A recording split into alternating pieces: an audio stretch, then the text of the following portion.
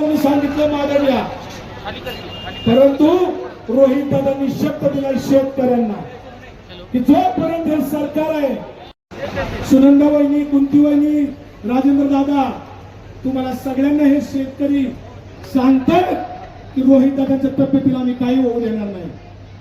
रोहित दादा महाराष्ट्राचा आहे. काल राजू दादांनी सांगितलं की आमचा पुत्र महाराष्ट्राच्या वतीत टाकलाय.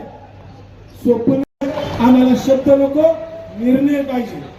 जर आम्हाला रोहित दादांच्या तब्येतीची सगळ्यांना काळजी, सत्याग्रही माणूस त्यालाच मानतात जो दुसऱ्यासाठी लढतो, दुसऱ्याच्या दुःखासाठी लढतो, दुसऱ्याच्या अन्यायासाठी लढतो, निस्वार्थी भावनेने लढतो, त्याला खरा सत्याग्रही म्हणतात. पाठवून ठेवतो राज्यपाल, उठलं का नाही पाठवलं राज्यपाल.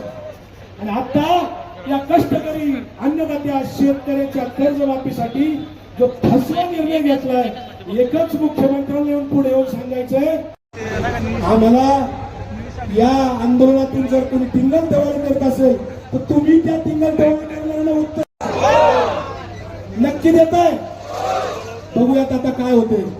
4 वाजता गिरीश महाजन येत आहेत ना, ते दुःखावर मीठ सोडत असेल शेतकऱ्यांच्या